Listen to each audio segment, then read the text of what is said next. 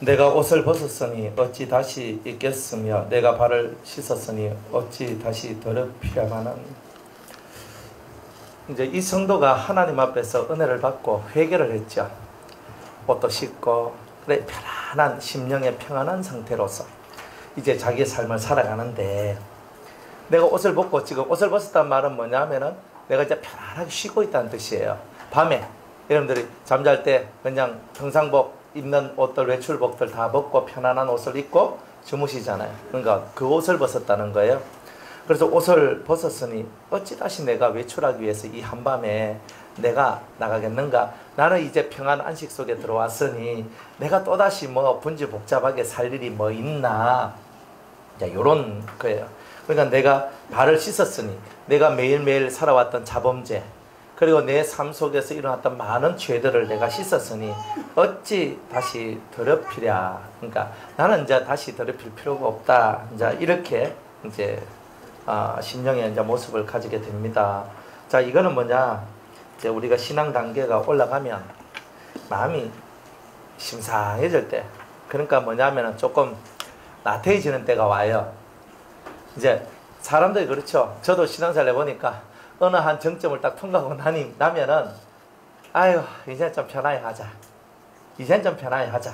이런 마음이 싹 올라오더라니까요. 왜? 그동안 너무 힘들게 왔거든요. 맨날 울고 눈은 팅팅 붓고 그저 사람들 앞에서 눈 시뻘건 거 안 보이려고 있잖아요. 막. 그래가지고 막 참을까 세수하고 막 이래가지고 또 나가서 또 이거 하고 저거 하고 그래 막 이렇게 하는데, 이제 그런 힘들고 어려운 시간들을 다 지났다는 거예요. 다 지났으니까 내가 다시 뭐 씻기 위해서, 내가 다시 돌아다니기 위해서 내가 갈 건 뭐 있느냐? 내가 성중에도 많이 돌아다니고 길거리도 많이 다니면서 내가 많이 찾았지 않느냐? 더 이상 이제는 내가 주님을 찾았고 이제는 내가 주님을 만났으니 이제는 내가 더 뭘 바라겠는가? 이제 이런 거예요. 그래서 나도 이제 할 만큼 했으니까 이제 쉬자. 내가 할 일밖에 해서 내가 진짜 열심히 했는데 이제 좀 쉬자. 그런데 이렇게 쉬자 한다고 주님이 가만히 냅두느냐? 가만히 안 냅둔다. 이런 거죠. 쉬는 게 어딨냐? 쉬는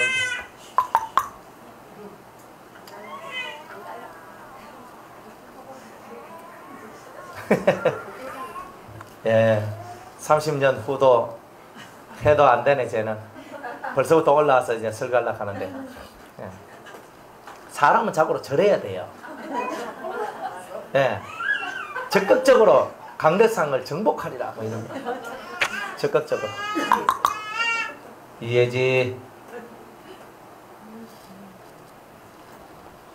자, 그래서 주님은 우리가 이제 신앙이라는 것은 죽는 그 순간까지 앞으로 가야 되는 거예요. 근데 어느 정도 선이 딱 돼버리면 사람은 이젠 좀 쉬자. 딱 이게 나오게 돼 있어요. 특별히 저는 그래도 좀 젊으니까 좀 나은 간데, 이제 여러분들 연세가 많으면요, 어느 신앙의 정점,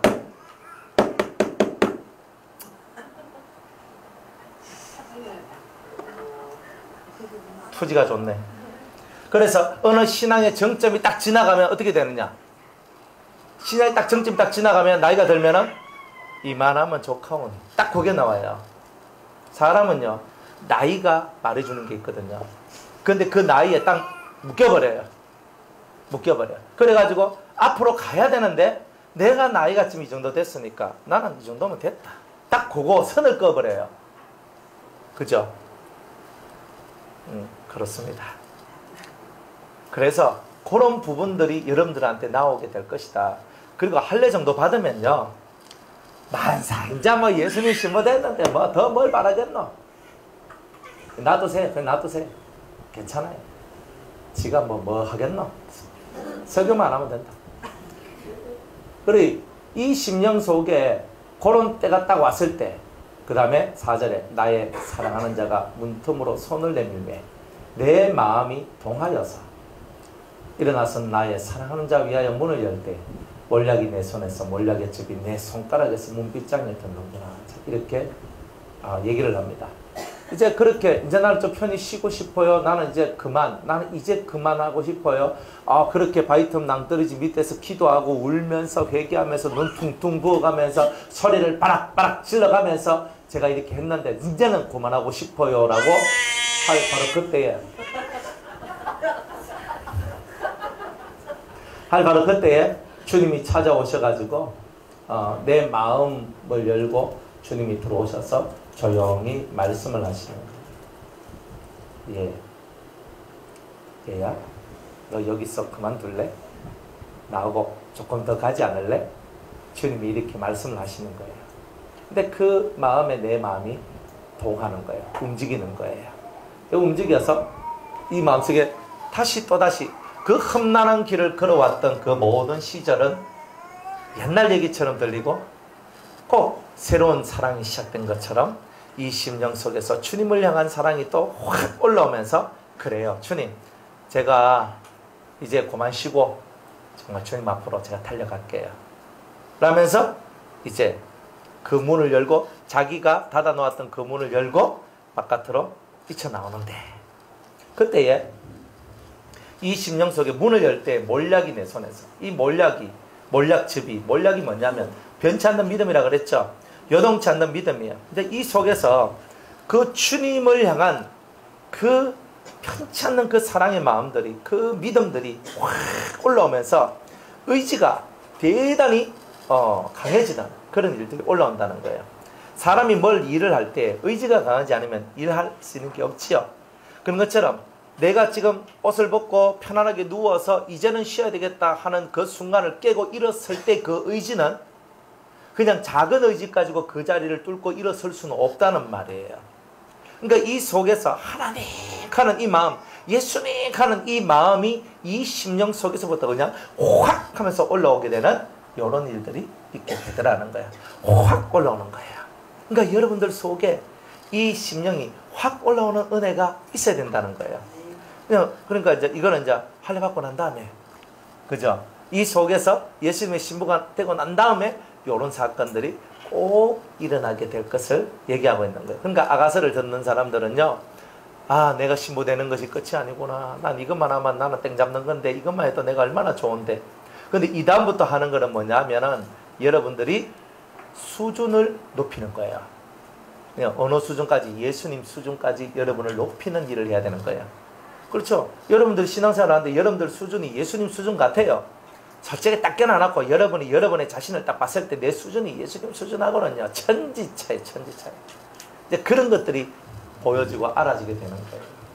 그러니까 주님은 네가 내 신부가 됐다 할지나 아직 어린 신부다. 그러니까 좀 더 자라나야 되지 않겠냐? 사장에서 머무는 사람도 있어요. 아마 이만하면 조카오니 난 더 안 갑니다 하고 완전 생떼 부리면서 안 나가는 사람도 있어요. 그런데 이제 이 아가서 말씀을 듣는 사람들은 생떼 안 부리고 더 나아갈게요 라고 얘기한단 말이에요. 더 나아가는 거예요. 그래서 이 마음속에서 의지를 생성시켜가지고 주님을 향한 뜨거운 열정, 뜨거운 사랑을 다시 한 번 더 불태우는 그런 일들이 이제 시작이 되는 겁니다. 그래서 우리 속에 이제 변치 않는 믿음이 뚝뚝 떨어지는 거예요. 주님을 향한 이 믿음, 주님을 향한 이 사랑, 주님을 향한 이 모든 것들, 나는 절대 변치 않고 저는 주님 앞으로 나아가겠습니다. 그러면서 점점 신앙이 다져져 가는 그런 일들이 되는 거죠. 이제껏 내가 믿었던 그 믿음의 차원을 넘어선 또 다른 믿음의 차원 속으로 들어가는 바로 그런 시간이라는 거죠. 그러면서 이제 6절에 내가 나의 사랑하는 자 위하여 문을 열었으나 그가 벌써 물러갔네. 그가 말할 때에 내 혼이 나갔구나. 내가 그를 찾아도 못 만났고 불러도 응답이 없었구나. 내가 사랑하는 나의 주님을 향해서 내 마음문을 열고 이제 탁 나왔는데 근데 주님이 떠나버린 거예요. 예전에도 주님이 떠난 적이 있었죠. 딱 나와가지고 주님이 나하고 함께 동행하다가 갑자기 숨어버리는 것 같이 또 이때에도 주님이 나를 향하여 이렇게 숨어버리는 이런 일들이 벌어진다는 거예요. 그러니까 주님은 우리를 키우기 위해서 한 번씩 뒤로 숨는 일을 하십니다. 한 번씩. 그러니까 우리가 하나님을 찾고 예수님을 찾는 그 애절함이 얼만큼 되는가를 테스트하는 시간인 거예요. 사람이 답답해야 부러지거든요. 답답하지 않는 사람은요, 부러지심이 나와야 될 이유가 없어요. 여러분들 생활이 편안하고 남편 돈 잘 벌어주고 그저 집에서 편안하게 살 수 있는 환경 다 되고 그러면 여러분이 하나님 앞에 참 마음을 다해서 힘을 다해서 기도하겠습니까? 그죠? 자식들은 잘 돼 있고 남편은 돈 잘 벌어주고 날 사랑해주고 그리고 뭐 대충 뭐 33병 40병 집에서 그냥 알콩달콩 사는, 그러니까 별로 문제가 없어요. 그럼 여러분들이 기도하겠습니까? 솔직하게 얘기 한번 해보세요. 진짜 여러분이 그런 삶이라면, 만약 정창민 목사님이 아무런 문제가 없이 편하게 산다면 그렇게 애절하게 부르짖고 찾고 구하면서 나왔겠습니까? 네? 안 했습니다. 아마 한껏 멋내고, 그죠? 유럽이 멀다 하고, 그죠? 아프리카가 멀다 하고, 뭐 동남아시아 온 세계를 섭렵하면서, 그죠? 번 돈 가지고 돈질하시면서 열심히 사셨겠죠. 틀림없어요, 그거는. 왜? 답답한 게 없는데. 여러분들 안 그럴 것 같습니까? 특별하게 이런 사람들이 있어요. 진짜 나는 진리를 알고 싶어. 이런 사람이 있어요. 아주 이건 천에 하나 만에 하나 나온 사람이에요. 나는 진리를 알고 싶어. 이런 사람은요, 사실 별로 없어요. 여러분들이 삶이 무너지고 깨지고 빠사지고 이러니까 의에 굴러다니다 보이 만난 게 진리. 사실 그런 거예요. 그런데 이 속에서 나는 정말 진리를 알고 싶어. 나는 주의 말씀, 이 진리의 이 세계를 나는 알고 싶어. 하면서 여기에 미쳐가지고 하는 사람은 이제 천에 하나 만에 하나예요. 예수 믿는 사람들 중에서. 그다지 많지 않아. 그래, 이 사람의 심령 속에 주님이 뒤로 안 숨으면 이 사람들 속에 애절하고 간절한 마음들이 있느냐? 없더라 이 말이에요. 그러니까 하나님이 신앙이 어리든 아니면 신앙이 좋든 커졌든 항상 주님이 우리를 향한 애절한 마음을 얻도록 하기 위해서는 항상 주님이 뒤로 숨는 거예요. 여러분이 기도해도 주님이 기도 응답 안 할 때가 있죠? 뒤로 숨는 거예요. 짧게는 2주, 길게는 몇 년까지. 왜 그런 줄 아세요? 덜 답답하니까. 이 답답함이 최고조로 올라올 때 진짜 이 속에서요, 팡팡 울면서 막 가슴을 치는 그런 애절한 기도가 이 속에서 나오거든요. 여러분들이 뒤로 빠져나갈 구멍이 하나라도 있으면 절대로 그 애절한 기도 안 합니다. 안 합니다. 뒤로 물러설 수 없는 그 시간이 와야지만 되는 거예요. 그러니까 주님이 뒤로 빠져나가면, 주님이 뒤로 빠져나갔을 때 주님이 뭘 바라느냐? 여러분이 끝끝내 주님을 찾고 끝끝내 주님을 바라보고 주님 당신 외에는 나의 복이 없다라는 그 애절함을 갖고 주님 앞에 나와 통곡하며 또 통곡하는 그것을 주님은 기다리고 있는 거예요. 그래서 주님께서 뒤에 숨어버리는 거예요. 숨어버려. 내가 그분을 찾으러 내가 나갔는데 벌써 그분이 없어. 아무리 찾아도 불러도 응답이 없어요.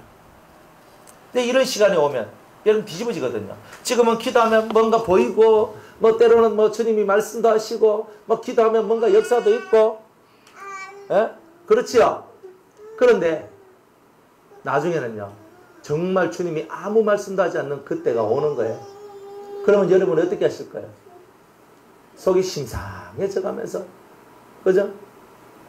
왜 이러지? 아, 지금은 기도할 때가 아니구나. 지금은 좀 쉬라고 하시는구나. 이렇게 생각하실래요? 진짜 애타거든요. 여러분들이 다른 건 몰라도 이 주님이 내 곁에서 사라진 듯한 느낌이 들면요, 이 속이 터져요. 그래서 성경에도 신랑이 옆에 있을 때는 금식할 필요는 없지만 신랑이 옆에 없을 때는 금식을 하라고, 신랑이 날 떠났을 때는 금식을 하라고 이렇게 얘기를 하잖아요. 이제 그런 애절한, 내가 목숨을 걸고 하는 거예요. 주님 나 안 만나주시면, 주님 내 곁에 임하지 않으시면 나 죽을 겁니다. 나 금식하다 죽을 겁니다. 이런 마음이지. 진짜 그렇게 기도하는 이제 그런 순간을 한 번 더 주님이 우리에게 요구하신다는 거예요. 그러니까 내가 은혜 받아도 은혜의 차원의 단계에 따라서 주님께서 이런 이야기들을 펼치시는데 2번은 펼친다는 거예요. 꼭. 신앙이 어릴 때 한 번, 신앙이 컸을 때 한 번, 2번은 주님이 꼭 내가 주님한테 버림받은 듯이 정말 주님이 날 정말 사랑하실까? 내 곁에 계실까? 이 의문이 가질 수밖에 없는 이런 현상들이 인생에 꼭 2번 정도는 나오더라는 거예요. 그러니까 그런 날이 온다 할지라도 여러분들은 아가서에 나온 말씀과 같이 이런 때가 있구나 하는 것을 알고 끝끝내 주님을 놓치지 않고 어쨌든 주님과 더불어 내가 죽기까지 같이 하겠다는 이 맹세의 말들을 잊지 않는 그런 여러분들이 다 되시기를 바랍니다. 자, 성중에서 행순하는 자들이 나를 만나며 나를 쳐서 상하게 하였고 성벽을 파수하는 자들이 나의 웃옷을 벗겨 치었구나. 성중은 뭐냐면 교회를 상징을 해요. 교회를. 행순하는 자는 뭐냐 하면은 부흥사를 이렇게 얘기하는 거죠. 성중에서 교회를 돌아다니면서 집회를 하는 그런 목사님들, 그런 사람들 보고 행순하는 자들. 그러니까 은혜를 받은 분들이죠. 대충 그런 분들이 주님을 만나고 은혜를 받은 분인데 이 사람은 이미 할례도 받고 영성의 밤도 지나고 그러니까 일반 성도들하고는 다른 차원의 성도다 이 말이에요. 다른 차원의 성도들인데 이제 그 목사님을 만나가지고 얘기를 합니다. 혹시 제가 만났던 이 주님을 혹시 아십니까? 혹시 제가 받았던 이 은혜에 대해서 좀 설명을 해 주십시오. 하면은 이게 신비주의네. 너 좀 이상하다. 이런 식으로 하면서 이 사람을 이상한 사람으로 몰아가고 핍박하는 일들이 나오게 된다는 거예요. 사실 여러분들이 제대로 은혜 받고 나가면요. 육적인 목사님들은 여러분들을 쳐요. 친다고요. 너무 신령 영적 하지 마라 그러면서 또 대충 뭐라고 말했냐면 기록된 말씀 밖으로 넘어서지 마라 이렇게 얘기를 하면서 여러분들이 신령을 쫓고 하나님 앞에 영적인 것을 쫓아갈 때에 육적인 사람들은 다들 그런 말을 갖고 여러분들의 삶을 뒤에 엎으려고 거다 이 말이에요. 그런 영적인 삶은 다 잘못된 것이다. 하나님이 이 땅에서 우리가 살아가는 이 삶에 대해서도 다 축복해 주시고 이걸 복으로 여기시는데 뭐 신령 영적인 하면서 그거 아니면 복도 아닌 것처럼 얘기하는 그 모든 것이 그 잘못된 것이 아니냐라고 얘기하면서 언뜻 들어보면 그 말 또한 맞네. 나도 가족이 있고 가정이 있고 뭐 삶이 있는데 이렇게 생각할 수밖에 없도록 만들어내는 거예요. 여러분들. 그래서 나를 쳐서 상하게 하였고 이건 뭐냐? 육적인 소리, 인본주의적 그러니까 사람 중심적 소리만 하게 되는 거예요. 그러니까 이런 설교를 갖고 이 영적인 성도를 쳐버려요. 말씀을 갖고. 때로는 공개적으로 딱 해가지고 쳐버려요. 그러면 진짜 사람 속 상하거든요. 성벽을 파수하는 자들이 나와요. 성벽을 파수하는 자들은 누구냐면 교회 담임 목사님들이에요. 그런 담임 목사님들은 나의 웃옷을 벗겨 취하였구나. 웃옷은 뭐냐면 교회 안에서 나의 직분인데 그 직분까지도 뺏어버려요. 뭐 주일학교 교사 당신은 위험하다. 주일학교 교사 내려놓으시오. 이러면서 뭐 성가대야 돼. 당신은 위험하니까 성가대 하지 마라 그러고 교회 안에서 직분들을 다 벗겨버리는 그런 일들이 나와요. 그러니까 이 신령 차원에 있고 이 깊은 주님과의 차원 속에 있는 사람들은요 항상 이런 대우를 받아요. 이런 대우를 받아요. 육적인 교회에서. 그러니까 육적인 교회에 있는 성도들이 그렇게 살면서 대단히 많이 고통을 당하는 거예요. 그러면서도 또 교회를 또 나오면 또 안 되는 것 같은 또 그런 마음이 들어서 그 교회에서 나오지도 못해요. 또 나와서 다른 교회 가봤자 별 차이가 없거든요. 그러다 보니까 그 무시와 어떤 수치, 모멸감 이런 것들을 가지면서도 이제 그 교회에 또 이렇게 붙어 있을 수밖에 없는 또 이런 한계들이 이제 우리의 신앙생활을 통하여서 드러나더란 말이에요. 아니 너가 들어간 교회가 교회 봐라 많다. 골라갈 수 있다는 거예요. 그러면서 아니 니만 예수 믿나? 나도 예수 믿는다. 네가 믿는 예수가 좀 이상하다는 거예요. 우리 교회 목사님은 그런 소리 한 번도 안 했는데 니는 뭐 이상한 소리 한다. 이렇게 얘기하는 거예요. 제가 제일 많이 듣는 소리가 뭐냐면 아니 저 목사님 그런 설교는 생전 처음 들어보는데 이런 소리를 제가 많이 들어봐요. 그 참 의의가 없는 거예요. 아니 목사님처럼 그렇게礼儀를 가르쳐 주시고 목사님처럼 그렇게 말씀을 가르쳐 주시면 이때까지 우리가 이렇게 헷갈리며 살지 않았을 건데 이런 얘기를 해요. 그러니까 목사님들이 육적인 설교는 잘해요. 이렇게 하면 축복받고 이렇게 하면 복을 받고 이렇게 헌금하고, 이렇게 교회 봉사하고, 이렇게 교회 충성하고, 이렇게 선교하고, 이렇게 뭐하고, 이런 거 열심히 가르쳐 주잖아요. 근데 진짜 자기 심령을 회개시키면서 하나님 앞에 자기를 엎드려 나아가는 이런 삶에 대해서 잘 안 가르쳐줘요. 그리고 어떤 분들은요, 회개를 가르쳐도 너무 세. 그러니까 너무 짓밟아 버리는 게 있거든요.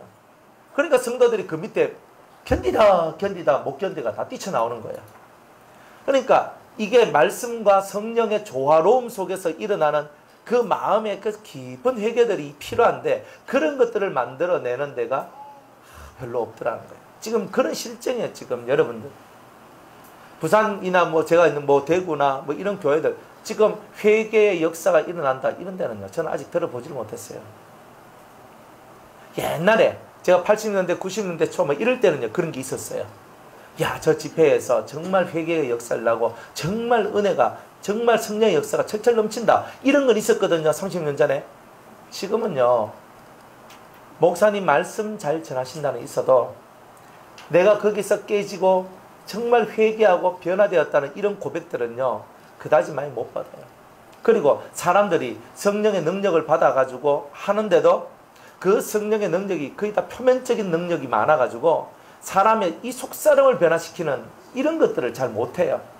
그러다 보니까 사람의 인격, 사람의 격이 상승되지 아니하고 그냥 이 속에서 영을 받고 그냥 은혜를 받은 대로 그냥 그 자기의 그 한계 그 속에만 묻혀져 있는 이런 일들이 계속적으로 지금 우리 한국 교회나 많은 선진국 속에서의 교회들이 그런 식으로 되어 있는 거예요. 기도가 사라져요. 예수님 사랑하는 마음이 사라져요. 지금 젊은이들 속에서 예수님 사랑하는 마음, 이런 게요, 이런 게 점점 사라져요. 왜? 현실이 너무 갑갑하고 힘드니까, 먹고 살아가야 되니까 그게 막 눌려가지고 예수님을 철저히 믿고 따라가는 그 일을 하려니까 너무 힘이 드는 거예요.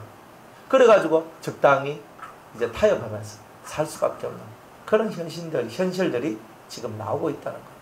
이런 현실들 속에서 젊은이들이 자기 신앙 지키겠어요? 못 지켜요. 못 지켜요. 못 지킨다. 제 제자가 미국 가가지고 이제 그쪽에 있는 미국 애들 다 크리스찬이에요. 그쪽 마을이 크리스찬 마을이에요. 완전히. 그래 가가지고 예배 드리고 그 크리스찬 젊은이들하고 같이 얘기를 하는데, 아, 우리는 예수님의 신부가 되어야 돼, 이렇게 얘기하면요, 그 젊은 친구들이 나 예수님 신부야 이렇게 얘기한대요. 근데 걔는요, 학교 갔다 와서 대학교 수업 다 하고 딱 집에 오면 뭐 하냐면 컴퓨터 탁 켜고요, 게임 막 하는 거야. 게임 막 하는 거야. 야, 예수님의 신부가 이렇게 게임하면 돼? 돼. 진짜 이런데요. 그러니까 애들이, 그러니까 매너리즘에 확 빠져버려가지고 그냥 딱 나 예수 믿고 교회 가는데 찬송도 우리가 부르는 찬송가 이런 거 있죠. 부르면요, 근데 올드 힘이라고 그럴까나, 좀 오래된 찬송이라고 별로 취급을 안 해요. 요즘 나는 거 들으면 빵빵빵빵 치면서 있잖아, 둥둥둥둥 거리면서 뭔가 이런 거 나오면 싹 하면서 이렇게 찬송하고 이래요. 그런데요, 그래 제가 그런 것을 바라보면서, 이야, 슬프다. 이게 우리의 현실이구나. 이게 우리의 현실이구나. 그래서 육적인 말씀을 막 전하면서 육적으로 복을 받고 육적으로 잘 되면 그게 좋은 건 줄 알고 그렇게 가는 거예요. 그래서 사람들이 다 큰 교회로 가는 거예요. 큰 교회 가면 일단 편하잖아요. 뒤에 앉아서 예배, 일단 주일 예배 드리잖아요.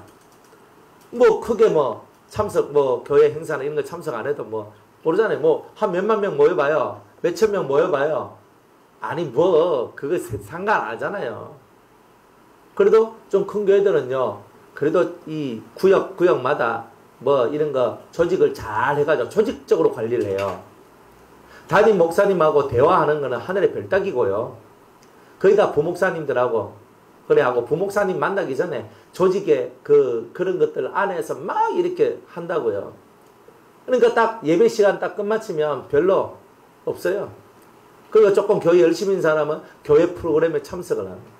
뭐 그런 게 다죠. 자기 내면을 닦아 들어가고 자기 속에 있는 것을 회개케 하고 하는 이런 부분들 별로 없어요. 그래서 교회가 지금은요, 다른 설교보다는 전도, 선교에 대한 설교가 훨씬 많아요. 그럼 우리는 전도하라, 선교하라 하는 게 이게 잘못됐다는 게 아니에요. 전도하고 선교해야 되잖아요. 그런데 전도하고 선교하는 게 나쁜 게 아니라 그 이전에 해야 될 그 제자된 삶을 살아가고 제자로서의 진실한 훈련을 받는 그것은 없다라는 거예요. 그러니까 여러분은 예수님의 제자잖아요. 그러면 제자처럼 생각하고 제자처럼 말하고 제자처럼 행동하고 제자처럼 선교하고 제자처럼 제자 만드는 일을 해야 되는데 그걸 안 하고 그걸 못 하는 거예요. 여러분들 나가서 누구 양육하라고 하면 양육 못 하잖아요. 그죠? 그죠? 또 나가서 뭐 제가 정창민 목사님 보고 목사님 저기 저 누구 저 맡겨드릴 테니까 양육하세요. 어머나 제가 어떻게 양육을 해요? 제가 양육 받아야 될 사람이지.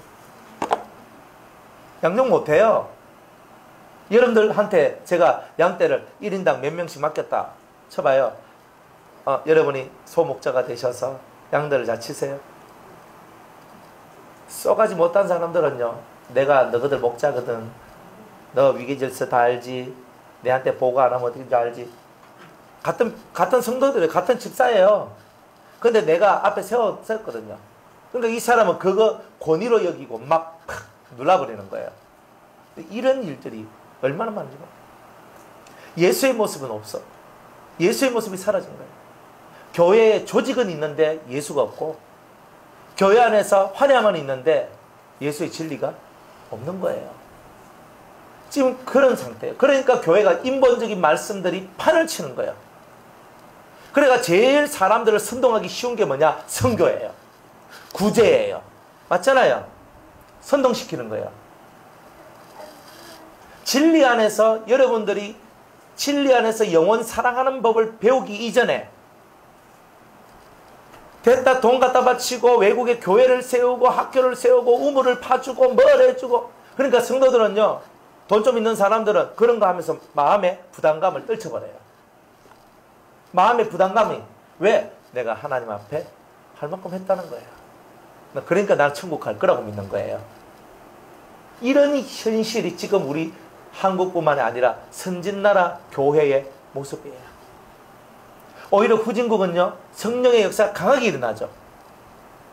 이제 예수가 들어간 지 얼마 안 된 데는요 성령이 강하게 역사하면서 막 신적인 권세와 능력들이 막 드러나요.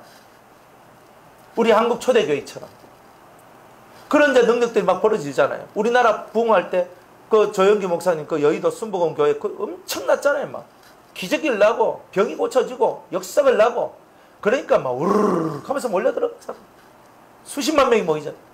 대단한 대형교회가 됐잖아요. 그러니까 그런 역사들이 외국 교회도 일어나는 거예요. 선진국에 일어나는 게 아니고 후진국들이 일어나요. 선진국은 이미 물이 건너가 버리는 거예요. 그래 육적인 말씀을 계속 전하는 거예요. 그러니까 성도들이 나태해져. 앉아가지고 나태해가지고 다리 꼬고 탁 앉아가지고 이래가 그죠? 앉아가지고 말씀 들으면서 아멘 아멘 아멘 하고 끝나는 거예요. 그리고 뭔가 사람들 기본적으로 예수를 아니까 우리가 착하게 살아야 돼. 뭐 이런 것 정도 안에서 사는 이런 형태들이 많아요. 그러나 자기 속에 있는 욕망, 자기 속에 있는 그런 나쁜 기질들 이런 것들을 없애려고 하는 자들은 너무나 적은 거예요. 그러니까 이 성벽을 파수하는 목사님들이 이 신령한 성도들이 웃옷을 벗기면서 교회 안에서 너 그런 말씀 전하지 마. 애들한테 그런 말씀 가르치지 마. 이런 거는 아니에요. 딱 하면서 딱 잘라버려요. 못 가르쳐요. 제가 전도사 때도 그랬거든요. 제가 말씀을 이렇게 영적으로 딱 전하면 담임 목사님 딱 불러요. 뭐라고 하면 전도사님 그거 좀 해석이 조금 너무 과한데 그거 고치라고. 그러면서 좀 더 하면요. 주석집 탁 던져주면서 이것 보고 설교 준비하라. 이런 식으로 해요. 니 너무 이렇게 하면 안 돼. 그런 이제 해석 방법이냐. 영적인 해석, 풍류적 해석 이런 뭐 신학교 가면 이렇게 가르치거든요. 그건 대단히 나쁜 것처럼 가르쳐요. 그래가지고 정확하게 문법과 문장을 통해서 문법과 앞뒤 단어와 이런 것을 내가 역사적 문법적 해석하는 것을 대단히 중요하게 생각합니다. 그러니까 글자를 이해하고 그 환경을 이해하고 그렇게 하는 해석밖에 없는 거예요. 이렇게 제가 성중에서 행순하는 자들, 성중이 왜 교회고 행순하는 자들이 왜 부흥사입니까? 그 근거가 어디요? 이렇게 나오는 거예요. 그러니 이 속에 들어있는 말씀 속에 들어있는 의미와 뜻은 깨닫지 못하고 글자 표면 속에 있는 글자에 딱 파묻혀가지고 그렇게 살아가는 거예요. 그러면서 뭘 만들어냈냐면 논리와 합리성만 만들어 나가요.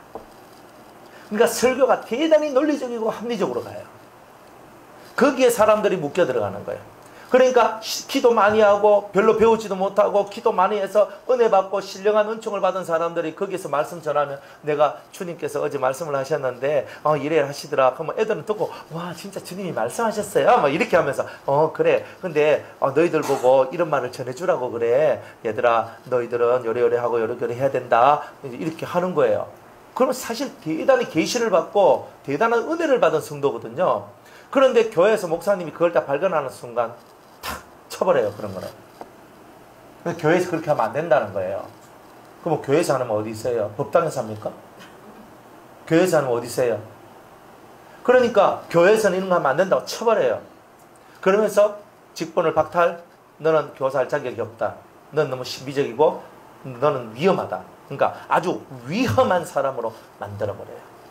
이 한국 교회예요. 얼마나 무서운지 아세요?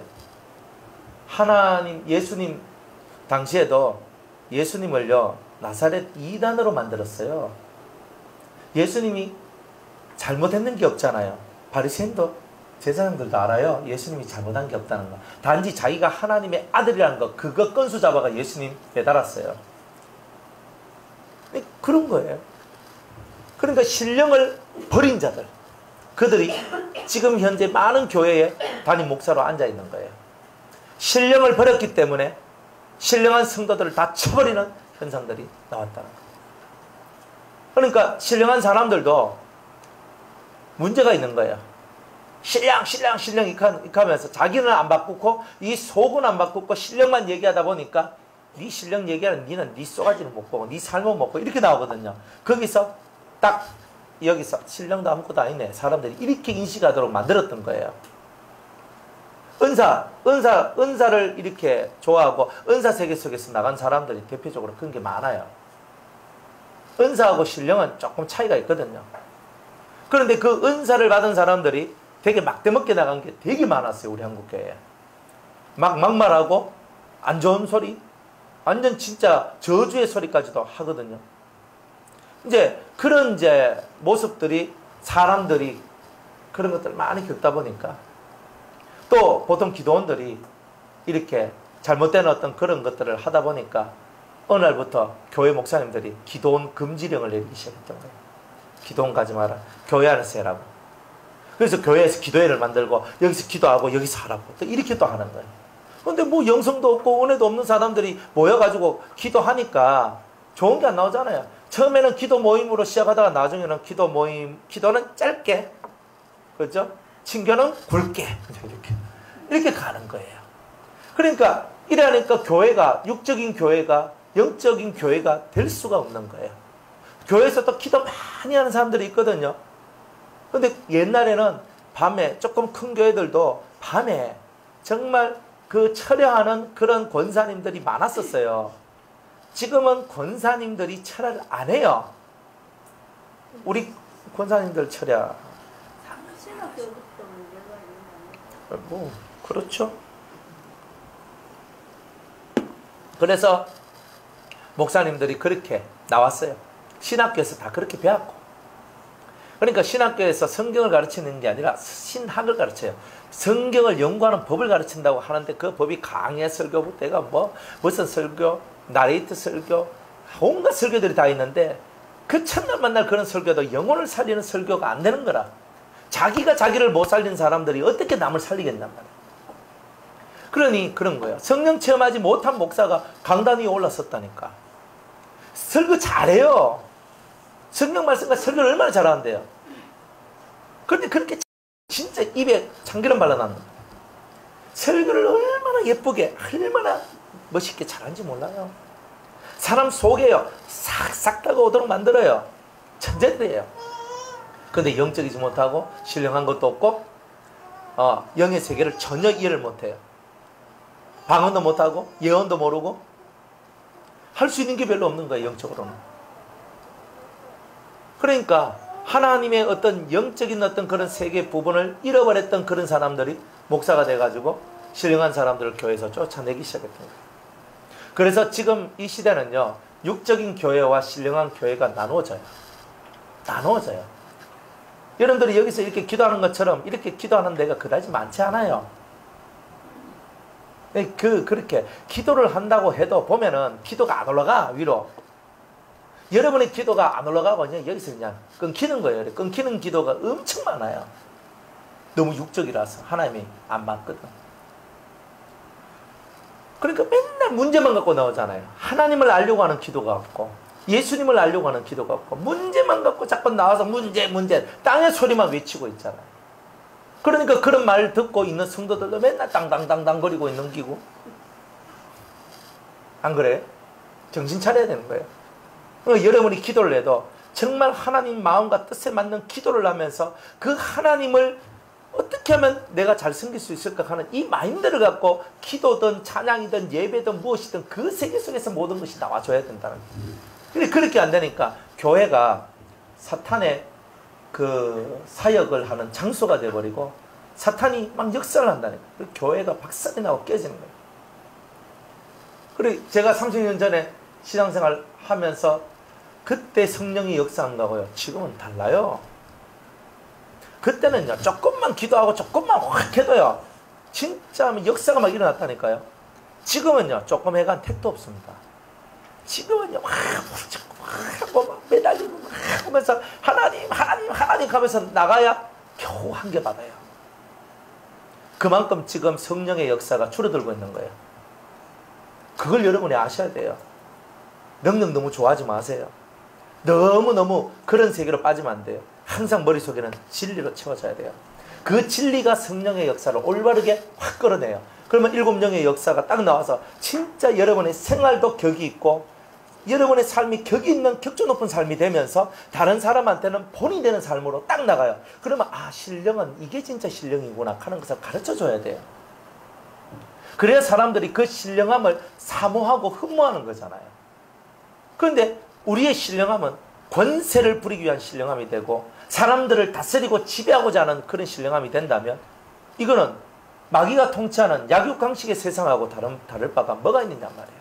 강한 놈이 약한 놈 통치하니까 내가 니보다 강하니까 내가 널 통치하겠다 하는 거는 예수의 정신이 아닌 거라. 예수의 정신은 밑으로 내려가서 성도를 섬기고 그 발을 씻어주는 데 있는 거지.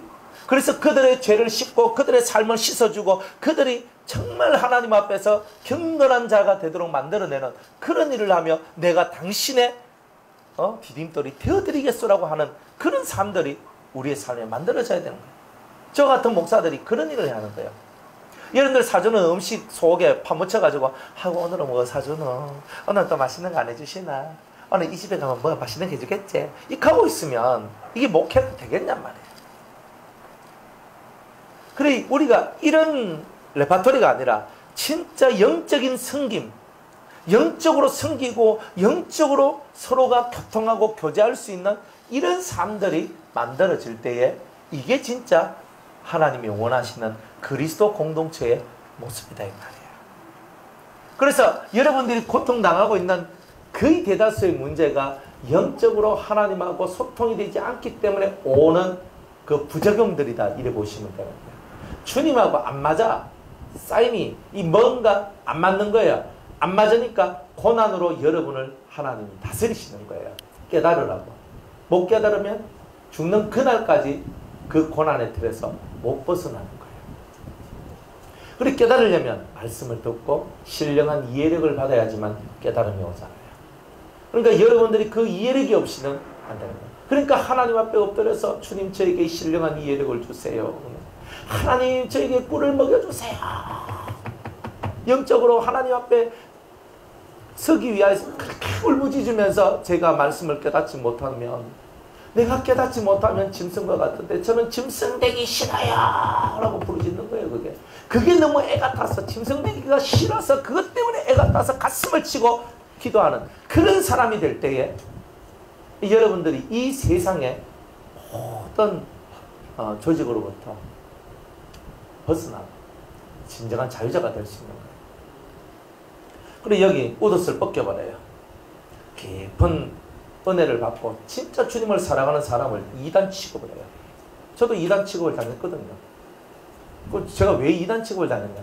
연계를 가르쳐 주니까 이단 취급을 당했어요. 자기네들이 알지도 못하는 연계를 제가 가르쳐 줬단 말이에요.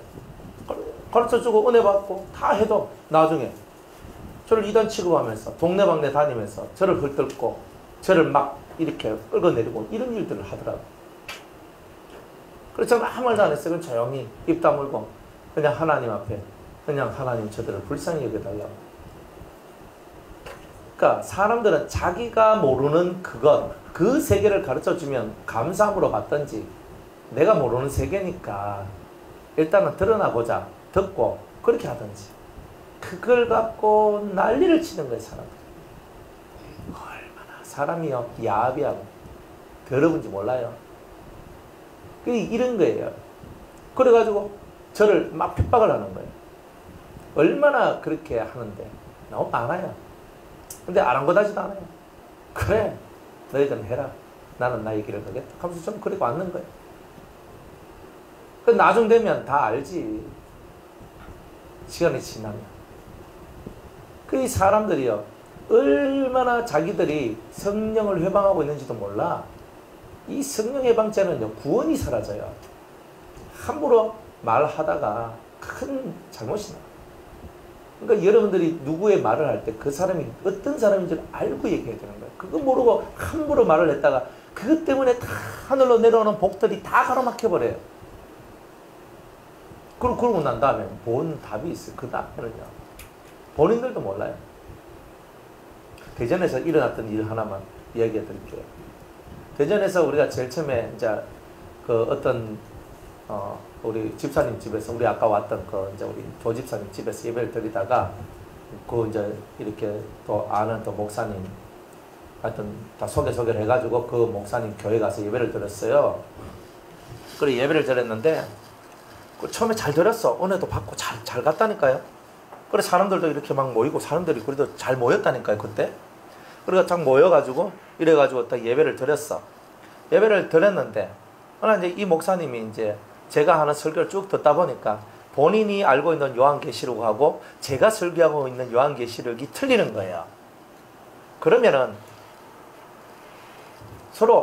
목사님 저는 이렇게 알고 있는데 목사님은 이렇게 얘기를 하니까 제가 그분보다 나이가 많으니까 그래 목사님 그러면은 나는 이 부분에 대해서 이렇게 알고 있는데 목사님은 이렇게 설교하는데 그렇게 하는 그런 근거는 뭡니까? 라고 서로 대화를 하고 진리 토론을 하면 되는 거거든. 하면서 서로가 더 좋은 것을 향해서 가면 되잖아요. 그런데 이 양반이 갑자기 저한테 통보를 해버리는 거예요. 딱 와가 목사님 이제 오늘까지만 하시고 다음 주부터는 여기 오지 마십시오. 탁 통보를 해버려요. 제가 또 갑자기 아닌 밤중에 완전히 몽둥이 한 대 얻어맞는 것처럼 저 딱 맞았거든요. 갑자기 탁 끊어버려요. 그래가지고 제가 그날은 뭐 너무 단호하게 얘기해가지고 제가 그래 못하고 그래 중간에 이제 제가 그분을 한번 만났어요. 그래 목사님 그래 이제 그래 이렇게 하는 것은 하나님 앞에 이거는 좀 아닌 것 같다. 그래 뭔가 문제가 있으면 같이 대화를 하자. 괜찮습니다. 괜찮습니다. 그때 그래가 자기는 계속 괜찮다고 하면서 저를 완전 확 밀어내는 거예요. 그런데 제가 그랬거든요. 아니 무슨 문제가 있을 때 이런 식으로 해결을 하면 앞으로도 목사님이 이런 문제들이 나왔을 때 이런 식으로 행동하면 목사님 성장도 안 되고 이거는 좋지 못합니다. 근데 그로 말미암아 오는 여러 가지 좋지 못한 일들이 있을 겁니다. 그런 걸 어떻게 다 감당하시려고 그럽니까? 하니까 제가 다 당하면 되죠. 이렇게 얘기하는 거예요. 그러니까 더 이상 할 말이 없었던 거예요. 그래가지고 제가 할 말이 없잖아요. 아니 더 어떻게 할 수가 없는 거라 그거는. 알겠습니다. 그럼 딱 했어요. 딱 그날로부터 해가지고 일주일 만에 자기 아버지가 집을 나갔어요. 자기 아버지가 집을 나갔어요. 집을 나가서 1년을 못 찾았네. 근데 그때 자기 아버지가 집을 나가지고 막 경찰 해가 다 찾는데 못 찾았는데 그때 이제 저한테도 문자가 왔어요. 그 사모님 문자가 와가지고 사모님, 목사님 저희 아버지가 실종됐는데 저희 시아버지죠. 그 목사님이 아버지예요. 그러니까 그 사모님이 우리 시아버지가 실종됐는데 실종 요거 사진하고 이런 거 있잖아요. 해가지고 찍어서 저한테 보냈는데 제발 기도 좀 해달라고. 그래서 제가 기도를 했어요. 그래 답답하니까 딱 기도를 했는데 그 분이 죽어 있는 거예요. 그래서 근데 이 말을 하기가 진짜 그렇잖아요. 그래가지고 말은 제가 안 했어요. 근데 제가 가까이 있는 분들한테는 제가 얘기를 했어요. 그분 돌아가신 것 같다. 근데 그 사람을 1년 동안 못 찾았던 거예요. 그래가 1년, 지금 딱 근 1년 됐는데, 그 아버지의 시체가 아니라 뼈를 찾았어요. 뼈를. 그래 죽었던 거야. 그러니까, 그래가 나왔는 거예요. 그래도 못 깨달아요. 못 깨달아요. 그때 아버지가 집 나가고, 그때 그 했을 때 옆에 있는 분들이 얘기를 했거든요. 아니, 사모님, 목사님, 이거 회개해야 됩니다. 회개해야 됩니다. 우리가 뭐 잘못했는데. 우리는 잘못한 하나도, 그분들 입장에서 하나도 잘못한 게 없는 거예요. 그런데 사실은 그분들이, 저는 상처 입은 게 요만큼도 없어요. 요즘 애들 말로 1도 없어요. 저는 1도 없었거든요. 왜? 저는 언제든지 제 마음은요, 여기서 떠나라 하면 저는 저 가서 하고요. 뭐 저 이렇게 하거든요. 그러니까 저는 그 하나도 마음이 없는데, 주님의 마음은 뭐냐면, 네가 내 진리를 쫓아낸 것은 나를 쫓아낸 것이다. 여기서 주님이 띵 하면서 딱 받쳤는 거예요. 주님이 이걸 걸어보내는 거예요. 저는 그분에 대해서 아무 마음이 없어요. 그래서 딱 걸고 딱 있었는데 그 아버지가 딱 죽은 거예요. 그래가지고 얼마 전에 2주 전인가 그때 그 이제 시체를 찾았다는 거예요. 뼈를 찾았어.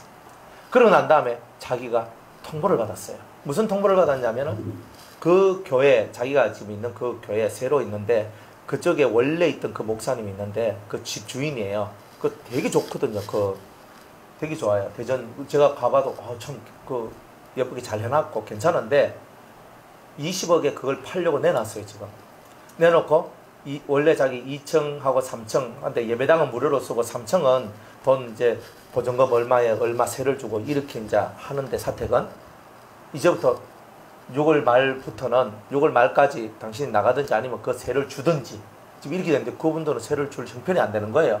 그러니까 6월 말까지 그 집에서 이제 나와야 되는데, 그 사모님이 또 제가 아는 집사님한테 연락이 와가지고 지금 이런 상황이니까 긴급하게 기도를 해달라고 지금 이렇게 왔는 거예요.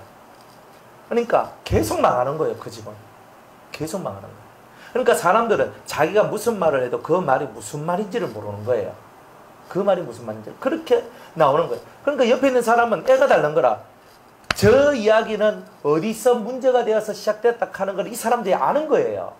그러니까 그 말을 예전에 해줘도 팅 하면서 우리가 뭐 잘못했는데 탁탁 하니까 말을 못 해주는 거라.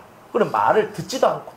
그러니까 그런 식으로 돼버리니까 주님이 자기들은 단순히 여기서 예배드리지 마세요라고 했는 것밖에 없는데, 단순히 이것을 그냥 이건 좀 나와 안 맞다 해서 보낸 것밖에 없는데, 그런데 사실은 그게 사람을 보낸 게 아니라 주님을 보내고 주님의 진리를 배척하는 그런 행위가 되어버렸기 때문에 그 사람들이 그런 고통을 당하고 그런 험난한 일을 당하게 되는 일들이 나왔는데 아직까지도 그것을 못 깨닫고 있더라는 거예요. 그러니까 이런 일들이 너무 많아요. 육적으로 사는 사람들은요, 이런 우를, 이런 어리석음을 많이 만들어내요. 그러니까 제가 여러분들 보고 그렇게 말 조심하라 하는 게, 이건 진짜 중요한 거예요. 이게 실제로 일어난 사건이에요, 지금.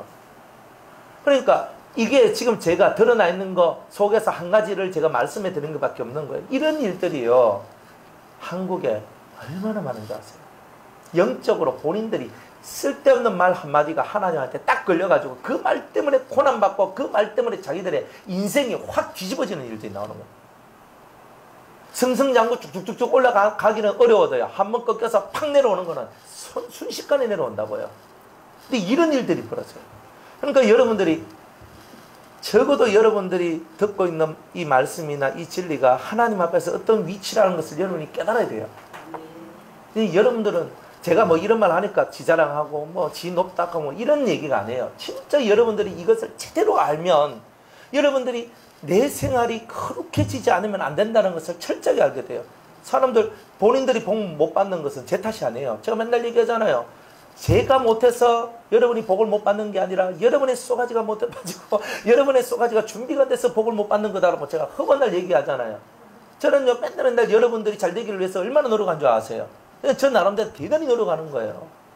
그런데 제가 보는 앞에서도 여러분들 하지만 사실 보이지 않는 곳에서 여러분을 위함이 훨씬 더 많아요. 여러분들이 꼭 눈에 봐야지만, 그게 꼭 여러분 눈앞에서 해야지만 여러분들은 그걸 인정하잖아요. 근데 맨날 제가 어떻게 여러분들 눈앞에서 맨날 있을 수가 있냔 말이에요.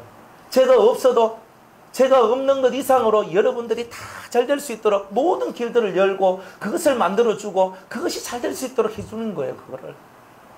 그래 제가 그런 것들을 하고 있는데, 그러니까 여러분들이 그런 목자의 사랑을 받고 나아가는 이것을 소중히 여기고 감사히 여기고 정말 하나님 앞에 영광 돌리는 그런 삶을 사셔야 된다는 거예요.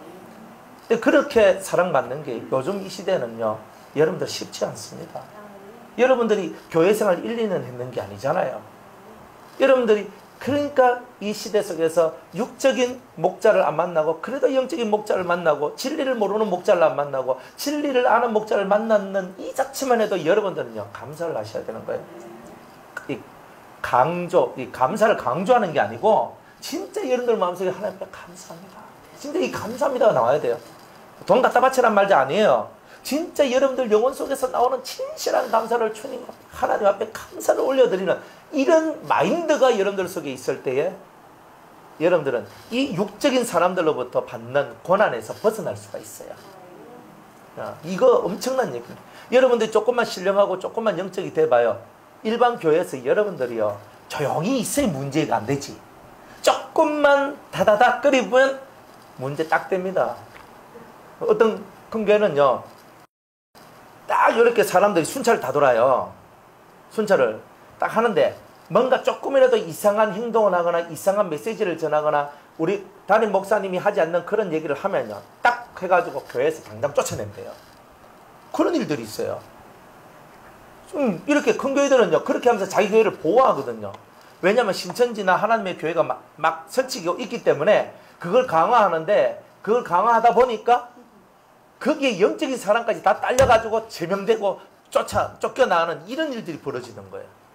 지금 그 얘기가 웃옷을 벗겨서 성벽을 파손한 자들이 나의 웃옷을 벗겨 취하였구나. 이 내용이다 이 말이에요. 그러니까 여러분들이 이런 것들을 알고 정신을 똑바로 차리셔야 돼요. 지금 여러분들이 가는 길은요 살기 위해서 가는 거예요. 근데 사는 거는요 교파 교리가 문제가 아니에요. 제가 너무 답답한 게 사람들이요 교파 교리 가지고 사람들을 논단할 때 제일 답답해요. 그게 제일 답답해요. 아니 교파가 사람 살린 것도 아니고 교리가 사람 살린 것도 아닌데 우리나라는 장로교가 최고인 줄 알아.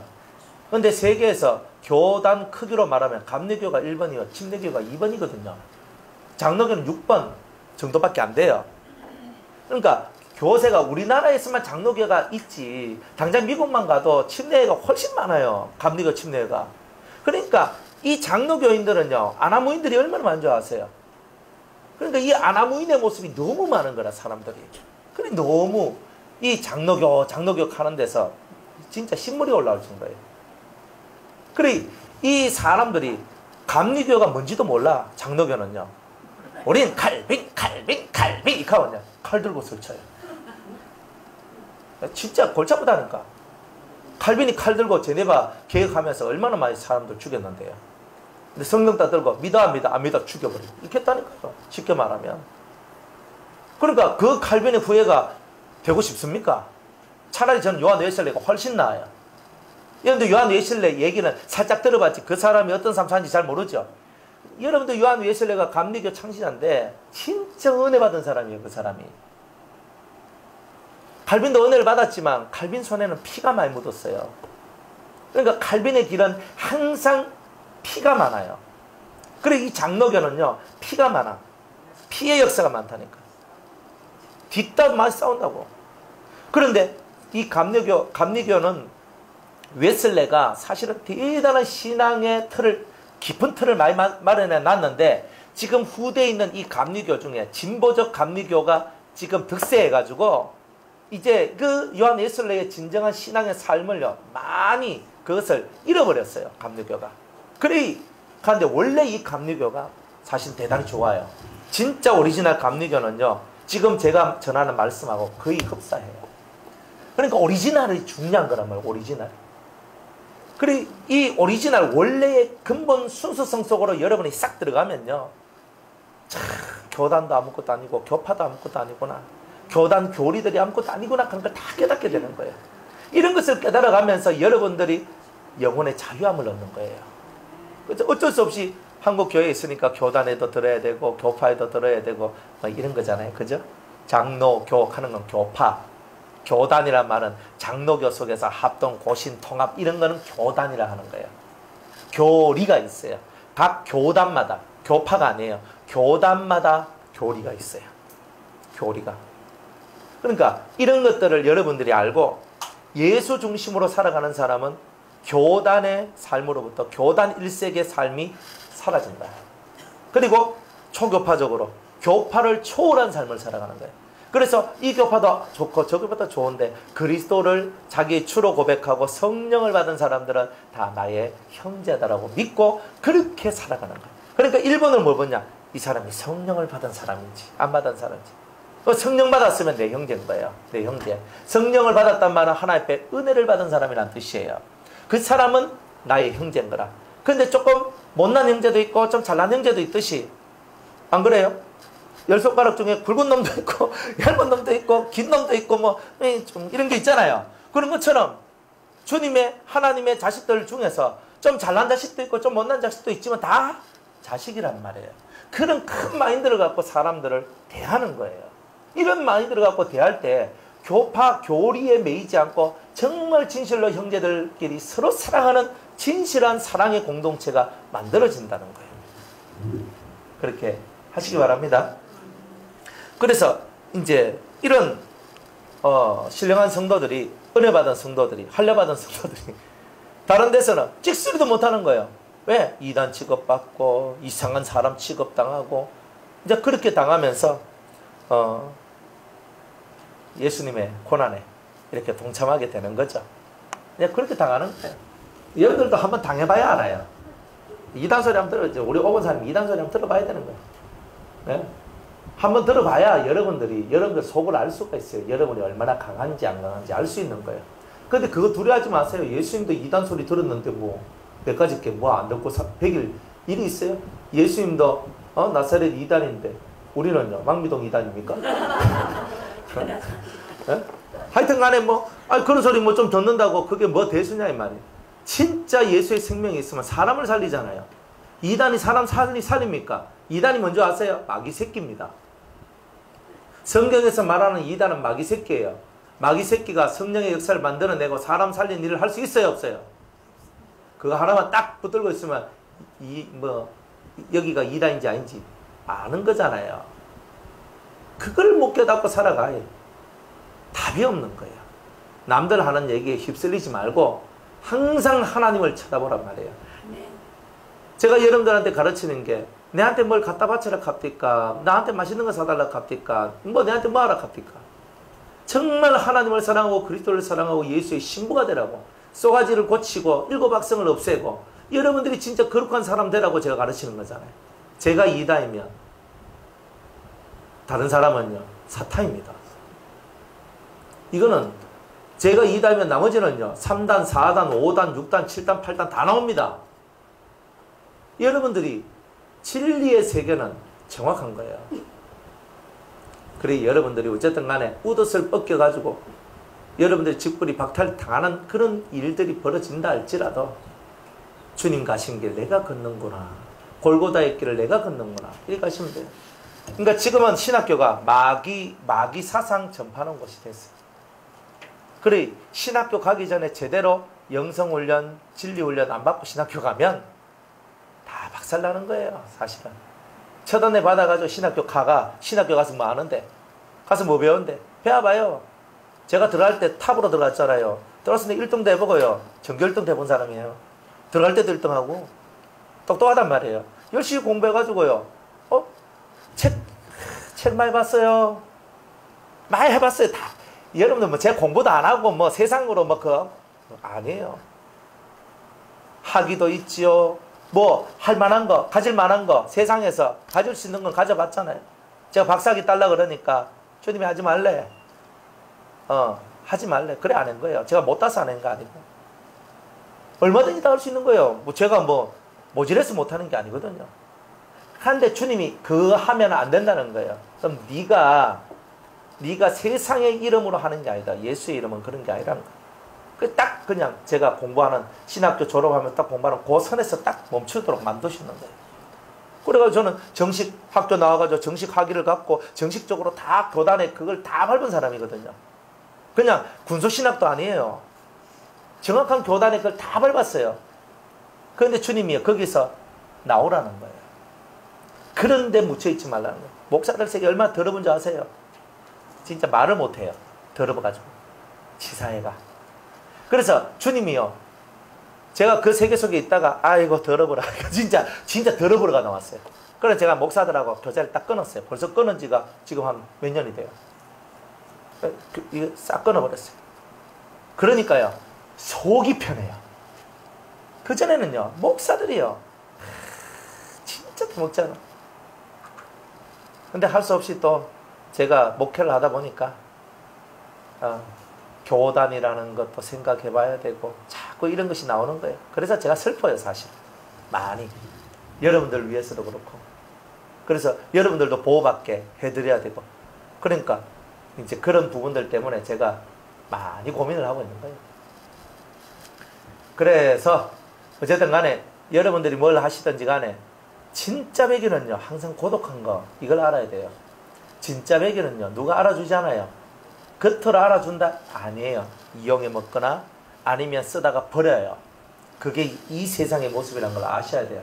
그러니 우리는 세상에서 사람을 사랑하고 사람을 바라보면서 그 사람 세계 속에서 빠져있지 말고 항상 주만 바라보는 그런 우리가 되어야 된다는 거예요.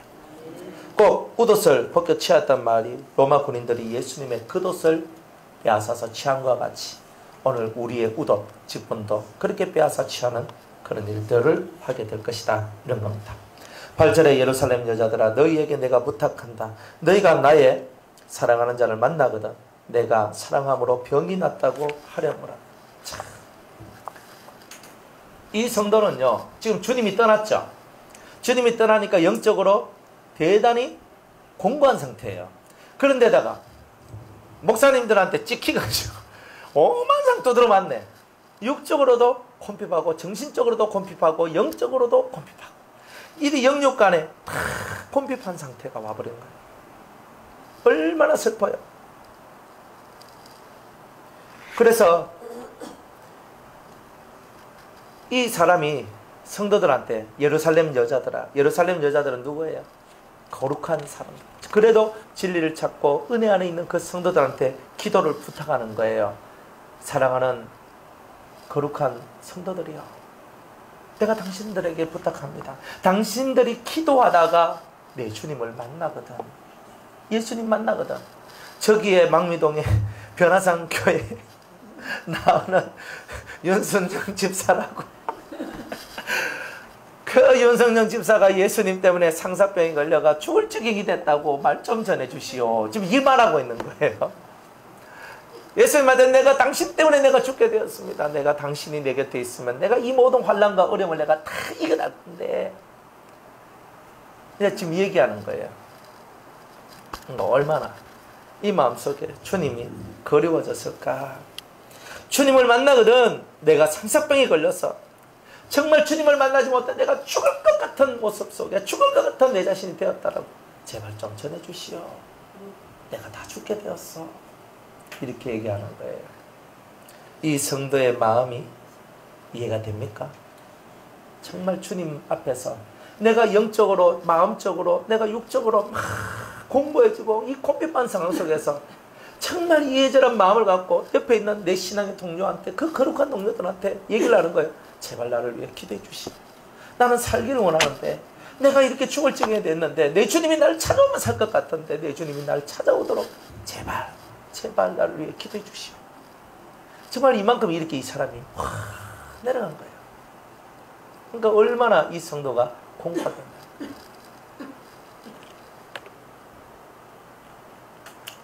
오늘 여기까지. 내일 우리 9절부터 말씀 전하도록 하겠습니다.